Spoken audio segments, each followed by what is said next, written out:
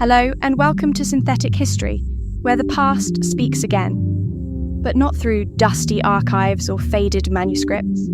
Here, we use generative AI tools to resurrect history's lost stories, forgotten places, silenced voices, and the echoes of time itself. This isn't just storytelling, it's a collaboration between human researchers and AI agents, weaving together historical fact and imagination with precision. Every episode is a bridge between what was and what could be remembered. And now, let's begin. Here's our new episode. From the raw spiritual drama on Mount Carmel and the crushing judgment that befell Ahab and Jezebel, we rewind further still. Our journey now takes us to a name often whispered quickly in the sacred text, almost an afterthought: Omri. Yet in the annals of secular history, on monuments carved by rival empires, Omri was a titan. He forged a dynasty, established a capital, and built a kingdom so significant that for centuries, Assyrian scribes would refer to the northern kingdom of Israel not as Israel, but as the House of Omri.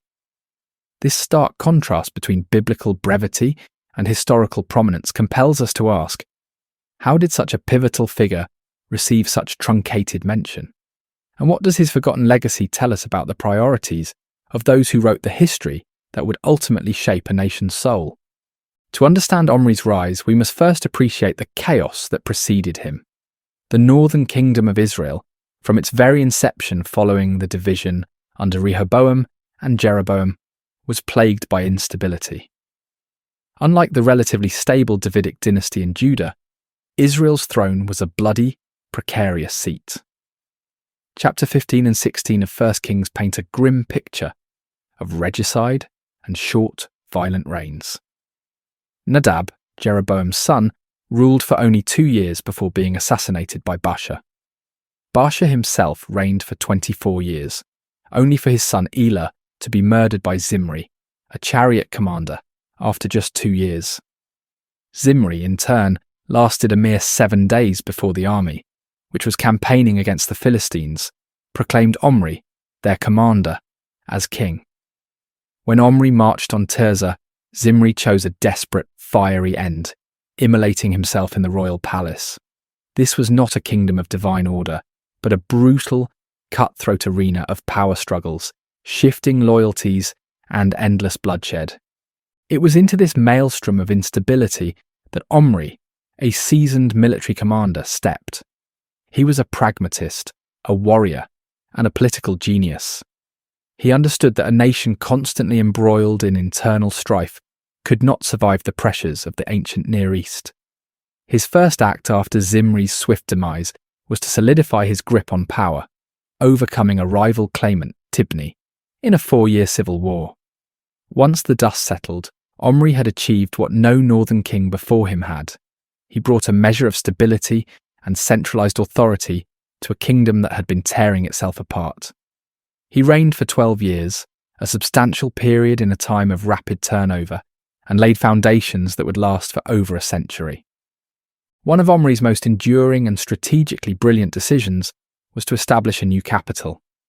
Tirzah, the previous capital, had proven vulnerable, easily besieged. Omri looked for a site that offered both defensibility and strategic access. He found it in a prominent hill, which he purchased from its owner, Shemer, for 2 talents of silver. He then built upon this hill a magnificent new city, Samaria. Today, the archaeological mound of Samaria stands as a testament to Omri's vision. Excavations have revealed an exceptionally strong and well-planned city, reflecting its status as a major regional capital. The summit of the hill was flattened, surrounded by a massive casemate wall system, 2 parallel walls with connecting cross walls, creating chambers that could be filled with earth for added strength, a sophisticated defensive technique. Within these formidable defences, archaeologists have uncovered remnants of a grand royal quarter, monumental buildings, and exquisite ivory carvings, suggesting a level of wealth and artistic sophistication that speaks of a powerful and prosperous dynasty. This wasn't just a fortified city, it was a symbol of Omri's consolidated power, a strategic stronghold commanding crucial trade routes and offering a central, defensible seat for his burgeoning kingdom. But Omri's significance extends far beyond the borders of Israel. His kingdom, the one he forged from the chaos, became so prominent that it was recognized by the most powerful empire of the day, Assyria. As we touched upon previously with Ahab, Assyrian texts, specifically royal inscriptions of Shalmaneser III from the 9th century BCE, consistently refer to the northern kingdom of Israel not by its traditional name, but as Bit Humria, the House of Omri. This continued for over a century after Omri's death, a powerful testament to the enduring impact and perceived importance of his dynasty on the international stage. It meant that even when Jehu, a later king, usurped power and eradicated the Omride line, Assyrian scribes still identified the land with the name of its most formidable founder. However, the most compelling extra-biblical evidence for Omri's power comes from a different source entirely, one that electrifies archaeologists and biblical scholars alike: the Mesha Stele, also known as the Moabite stone. Discovered in 1868 in Diban, ancient Dibon, in modern-day Jordan, this dark basalt slab is inscribed with the triumph of Mesha, king of Moab, over Israel. It dates to the mid-9th century BCE, making it a nearly contemporary account of the events it describes.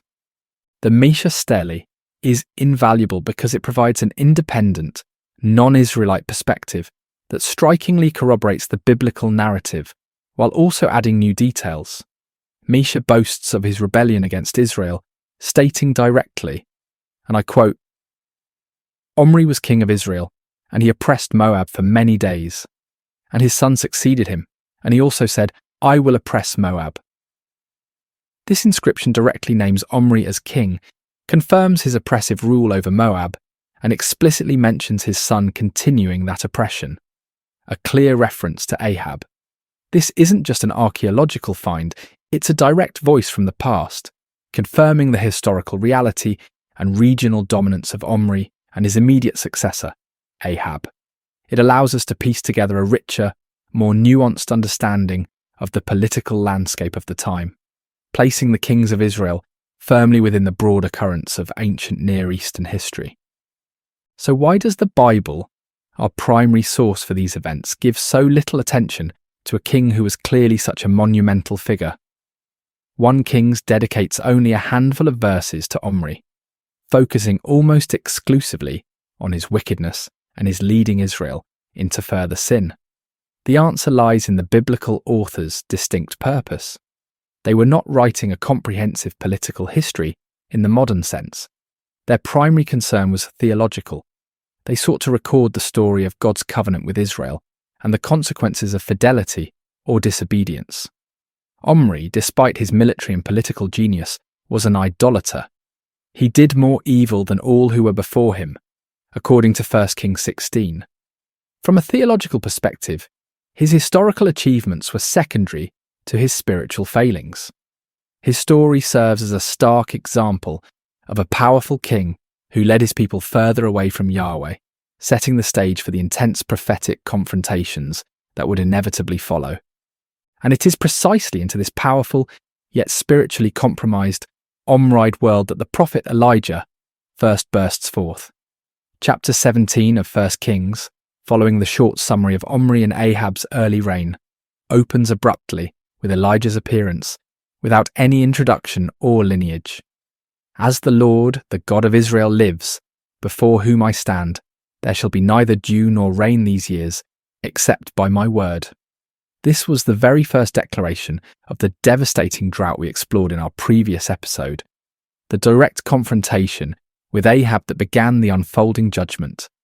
Elijah's sudden, dramatic entrance into a court dominated by the powerful, Baal-worshipping Omride dynasty highlights the fundamental clash between prophetic word and royal power, between the God of Israel and the imported deities. It signifies that despite the Omride's political successes, a spiritual reckoning was on its way.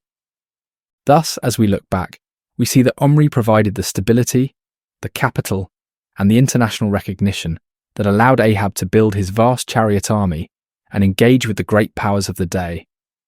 But he also cemented the idolatry that Ahab and Jezebel would so enthusiastically champion.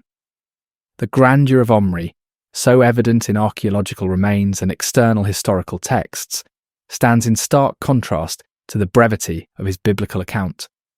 It reminds us that history is a multifaceted jewel, reflecting different truths depending on the angle from which it is viewed.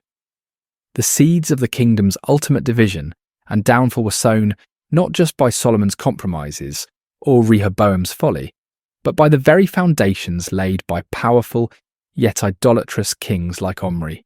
Our reverse journey continues, now to the very heart of that division. That's it for this episode of Synthetic History.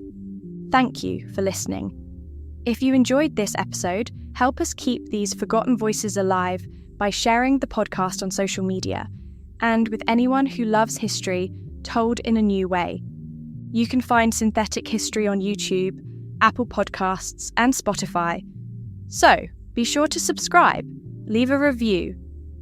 Until next time, keep questioning, keep exploring, and keep the past alive. See you in the next episode.